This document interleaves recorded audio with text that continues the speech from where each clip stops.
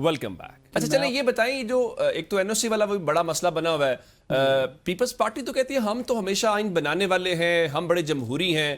یہ آپ لوگوں کی حکومت کے دوران بھی پی ٹی آئی شکوہ کر رہی ہے, ہمیں نہیں جانے دیا جا رہا.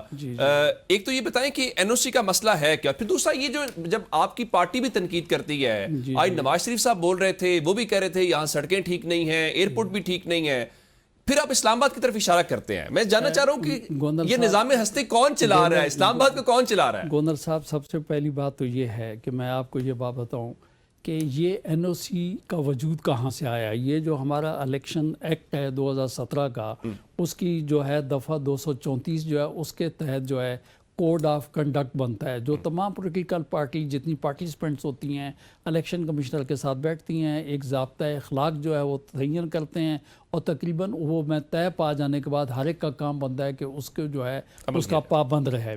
جی بی میں ویسے تو میں نے کہا ضابطہ اخلاق پارلیمنٹرین کے لیے یہاں پہ ہے, وہاں پہ بھی ہونا چاہیے, لیکن دیکھیں بڑی عجیب بات ہے کہ اجازت لے کر آپ این او سی لے کر جو جی چاہے الیکشن کمیشن سے کر لیں, جلسہ جلوس کر لیں, این او سی نہ کریں تو ضابطہ اخلاق ٹوٹ گیا.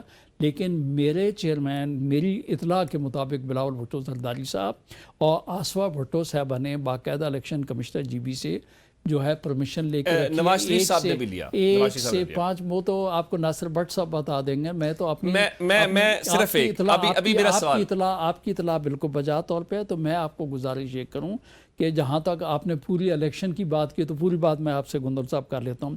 اس وقت صورتحال یہ ہے کہ جی بی میں بلاول بھٹو زرداری صاحب چھائے ہوئی ہیں. ٹھیک, بڑے بڑے لوگ, بڑی بڑی پارٹیوں کی جو ہے نا وہ سانسیں پھولی ہوئی ہیں, اور بہت اس میں میں آپ کو گزارش, دیکھیں بات یہ ہے کہ گوندل صاحب عقل مند کے لیے اشارہ بہت, میں نے بڑے بڑے آپ کے لیے جو بڑے ہیں, میں نے گزارش یہ کی کہ دیکھیں جی بات یہ سب لوگ ہیں, لیکن انشاءاللہ تعالی جی بی کی جو گورنمنٹ ہوگی بلاول بھٹو زرداری صاحب کی ہوگی. میں صرف ایک چیز جاننا چاہتا ہوں آخر میں آپ سے, جی اسلام آباد میں کس کی طرف آپ اشارہ کرتے ہیں؟ مطلب شہباز شریف کی طرف کرتے ہیں جو وزیر اعظم ہیں, صدر آپ کے ہیں, اسلام آباد سے کون کس کی باتیں, جو کراچی گوادر کو وفاق کے ماتحت لانا چاہتا ہے, جو جی بی کے والے ساری, یہ کس کی طرف اشارہ ہے, ہوتا کس کی طرف ہے آپ کا؟ دیکھیں میں آپ کو گزارش یہ کروں کو اسپیسیفک اشارہ ہم نے کوئی بھی ہو, ہم نے جرنل ایک میسج دیا ہوا ہے کہ 18ویں آئین پاکستان سپریم ہے,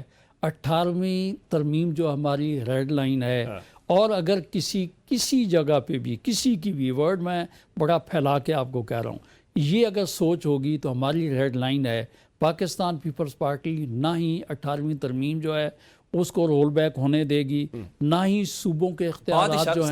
ساری اشاروں کے نامے میں کرتے ہیں, فارم 47 کے بھی تانے دیتے ہیں, وہ کس کو تانے کل دے رہے تھے؟ دیکھیں تانے دینے والی بات نہیں ہے, بات یہ ہے ہم نے تانے کی بات نہیں کی. دیکھیں بلاول صاحب نے بڑی ٹیکنیک اور بڑی انہوں نے قانونی بات کی ہے.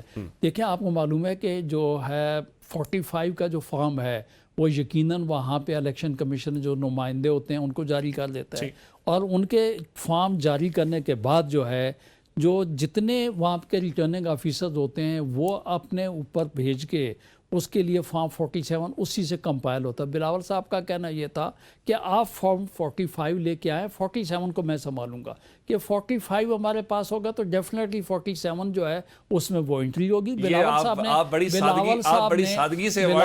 نے نہیں, میں اوائڈ نہیں کر رہا ہوں, بلاول صاحب نے 2024 کے الیکشن سے پہلے فارم 45 اور 47 کی بحث تھی کہاں پہ؟ دیکھیں 2017 سے میں گزارش یہ کر رہا ہوں, 2017 سے جو چیز وہاں پہ موجود ہے وہ اس وقت سے ہے. الیکشن ایکٹ 2017 کے اندر جو فارم دیے گئے, یہ فارم وہ ہے, وہ الگ بات ہے کہ اس کا پروپیگنڈا اور اس کی بنیاد کے اوپر بہت سے لوگوں کی تنقید بعد میں ہوئی, لیکن بلاول صاحب کے حوالے سے وہ انہوں نے آپ کہہ رہے ہیں کہ قانونی اور بڑی سادہ سی بات کی ہے. سینیٹر صاحب جو ہیں وہ کہہ رہے ہیں کہ یہ پیغامات ہمارے کسی کے لیے نہیں تھے. میں سینیٹر شہادت امان صاحب آپ کا شکریہ ادا کروں گا, آپ نے آج پروگرام میں تشریف لائے. آگے بڑھتے ہیں کچھ دیگر قومی معاملات جس میں قومی حکومتوں کی ہم باتیں سنتے ہیں, یا پی ٹی آئی کچھ کر پائے گی نہیں کر پائے گی. ہم نے سینئر سیاستدان محمد درانی صاحب کو آج دعوت دی ہے جنہوں نے میں جوائن کر لیا. درانی صاحب آپ کے وقت کا بہت شکریہ. مجھے بتائیے کہ آپ لوگ عید کے بعد متحرک, عید سے پہلے بلکہ ہوئے, اب عید کے بعد کی کیا آپ دوبارہ سے اس قومی حکومت والی بات کی طرف دوبارہ جا رہے ہیں جو آپ لوگوں نے کراچی میں اعلامیہ جاری کیا؟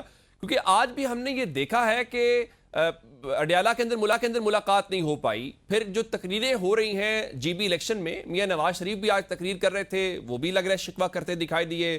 بلاول صاحب جو ہے وہ بھی فارم 47 کی بات کرتے ہیں، کبھی اسلام آباد سے کنٹرول کی باتیں کرتے ہیں. تو یہ شکوہ سب ہی کر رہے ہیں، لیکن کس سے کر رہے ہیں؟ بسم اللہ الرحمن الرحیم. یہ اپنے ضمیر سے کر رہے ہیں، اپنے اندر سے جو ان کے ایک جسے کہتے ہیں نا کہ ایک ضمیر کی آواز جو ہوتی ہے، وہ تو بہرحال ایک حقیقت ہے.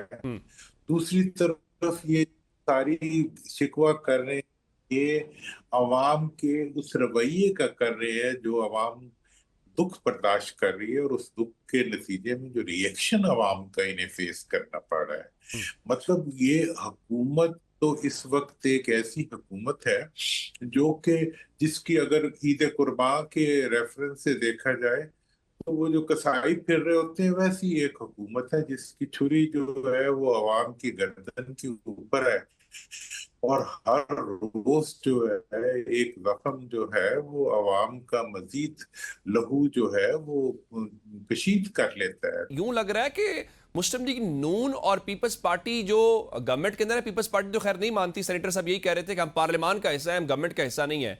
لگتا یہ ہے کہ سسٹم کے لیے بھی شاید یہی چوائس ہیں، سسٹم کو ان سے کوئی پرابلم نہیں ہے، آپ اور میں بات کر سکتے ہیں، لیکن فی الحال نظام کو وہ قابل قبول ہے. میں نے تو یہ بات پہلے بھی کہی ہے کہ یہ ملک، نظام تو ملک کے لیے ہوتا ہے. اگر اس ملک کو چلانا تو پتہ نہیں یہ لوگ نہیں چلا سکتے. اگر یہی چلنا ہے تو پھر عوام نہیں جیت سکتے. مطلب یہ ہے کہ یہ at the cost of people of Pakistan اور at the cost of economy of Pakistan. یہ جو ہے ملک کے مستقبل کی کاسٹ کے اوپر یہ حکومت چل رہی ہے. مطلب ایک ایسی حکومت جو صرف ایک بزنس کر رہی ہے جو قرضوں کا بزنس ہے، اور دوسرا بزنس جو وہ کر رہی ہے وہ عوام کی جیب کاٹنے کا بزنس ہے. مطلب یہ ہے کہ کسی شعبے کے اندر نہ کوئی پلان ہے، نہ کوئی ویژن ہے، نہ کوئی فیوچر لک ہے. تو ایسی صورتحال میں یہ والی بات جو آ رہے ہیں کہ یہ سسٹم کے لیے قابل قبول ہے. میرا خیال ہے کہ عوام کی جو ایک اپوزیشن ہے اس کو کم از کم وائس دی جائے، آواز دی جائے عوام کے جذبات کی ترجمانی کی جائے، کیونکہ اپوزیشن تو وہ بھی نہیں کر رہی، پارلیمنٹ میں بھی نہیں بولتے نا، وہ بس یہ فلاں کو رہا کرو اور فلاں سے ملاقات کرا دو. دس از اپوزیشن.